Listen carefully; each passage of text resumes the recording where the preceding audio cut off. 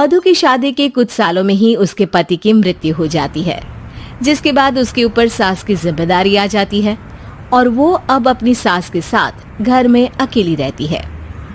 Mummy नाश्ता बना दिया है, टाइम से खा लेना।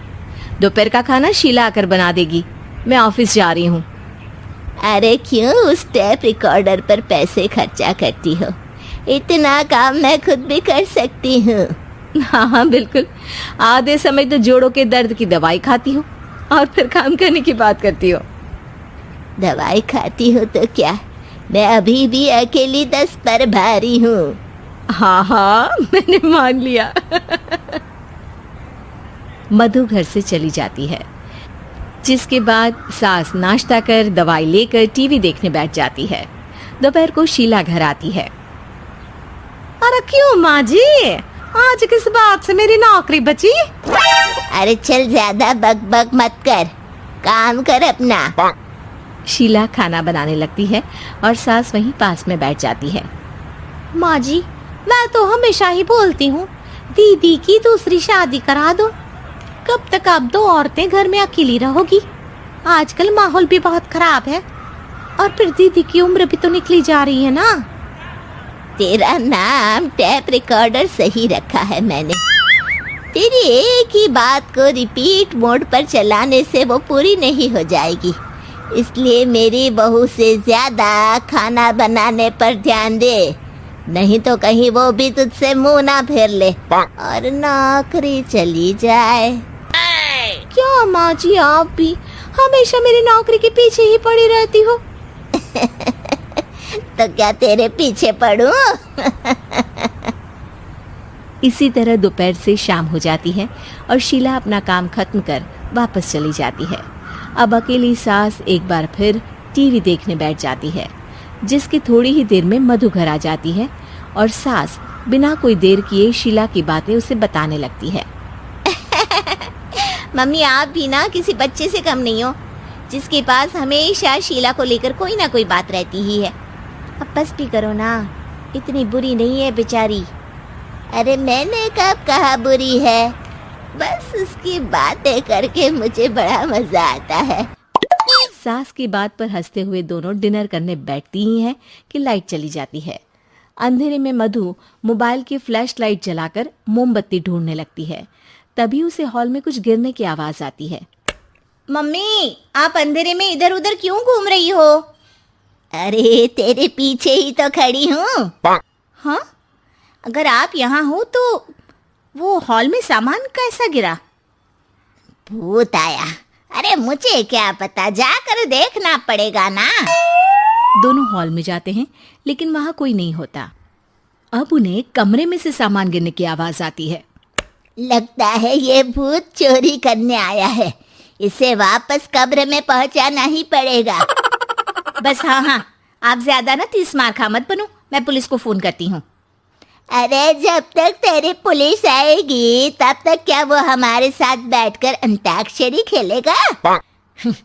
हट डरपोक, संभालने दे मुझे।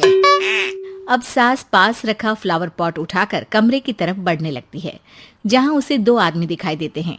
पीछे पीछे मधु भी वहां आ जाती है। मम्मी, अभी भी मौका है, बाहर भाग जाते हैं।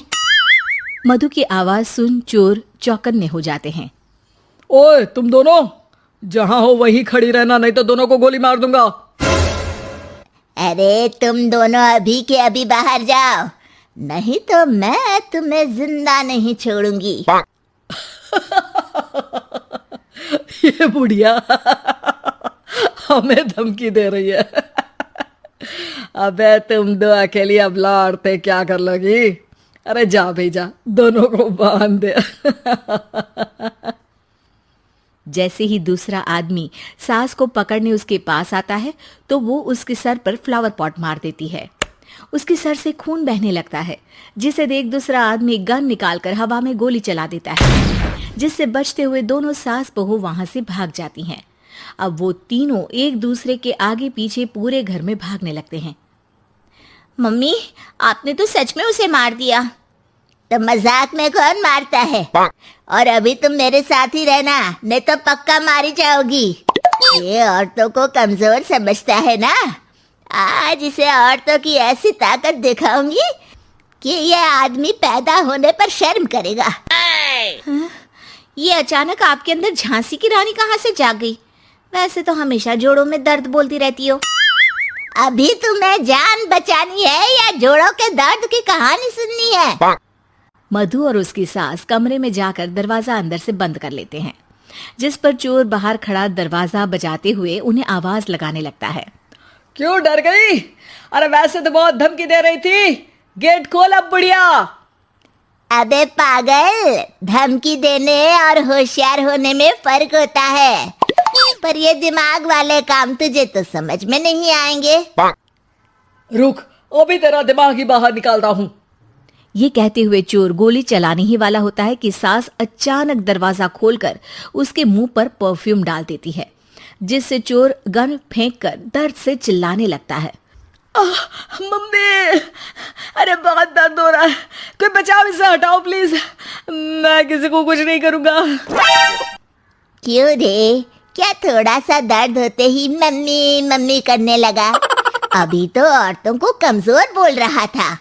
भूलियो मत, एक औरत ने ही तुझे इस दुनिया में जन्म दिया है, और वो भी तुझे ये दर्द हो रहा है ना, उससे लाख गुना ज्यादा दर्द सहकर।